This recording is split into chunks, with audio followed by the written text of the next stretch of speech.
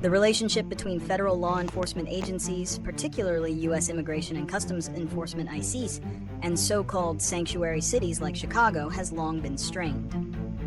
This tension has escalated recently with the launch of Operation Midway Blitz by the Department of Homeland Security, DHS, an enforcement action targeting undocumented immigrants in Chicago and surrounding areas. This operation has sparked significant opposition from local and state officials, as well as community advocates, bringing to the forefront a complex conflict over jurisdiction, public safety, and human rights. Summary and analysis. The recent federal operations in Chicago, which have been framed by the Trump administration as a response to the city's sanctuary policies, represent a shift in enforcement tactics. Unlike previous targeted arrests, which were often conducted with specific warrants, these new operations appear to be more indiscriminate, with agents making arrests of individuals on the street.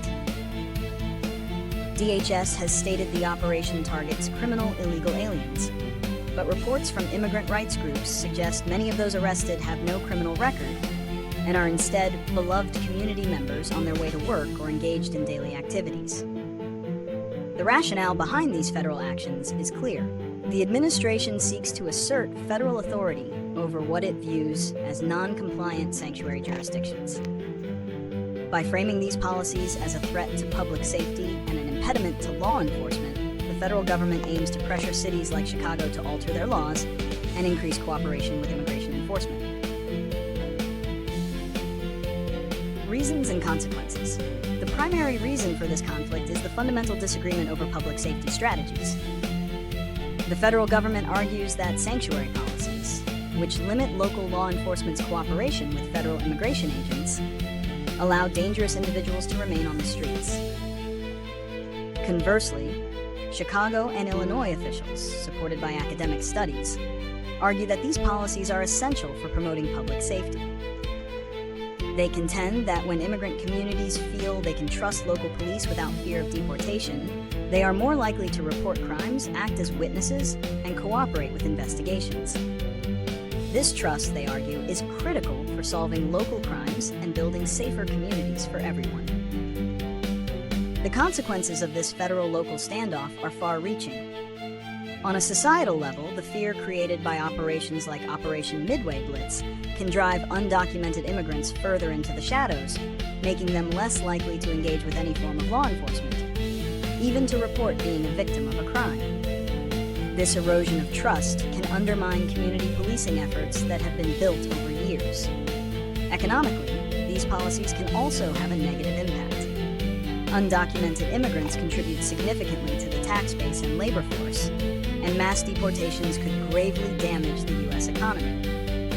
Politically, the conflict has become a potent symbol of the broader federal-state tension, with local and state leaders suing the administration and reinforcing their commitment to sanctuary laws. The deployment of federal law enforcement is also a financial burden on local resources.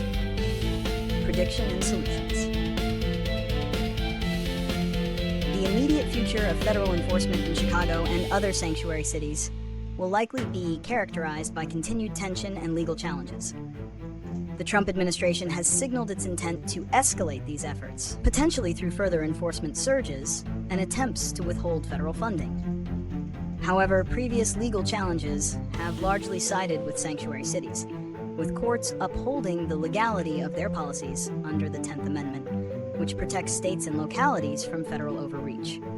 This suggests that while federal operations will continue to create disruption and fear, they may face significant legal hurdles. Moving forward, the solutions to this issue must focus on de-escalation and a clearer understanding of respective roles. A primary solution would be for federal and local law enforcement to establish formal communication channels and clear protocols that respect both federal immigration law and local public safety needs. This would require a compromise from both sides, with the federal government focusing its enforcement on individuals with serious criminal convictions and local agencies ensuring public safety is not compromised. Furthermore, federal policy could shift towards addressing the root causes of immigration rather than solely focusing on enforcement, fostering a more collaborative environment. For example, By providing comprehensive pathways to legal status and addressing the push factors that lead people to immigrate, the need for these aggressive,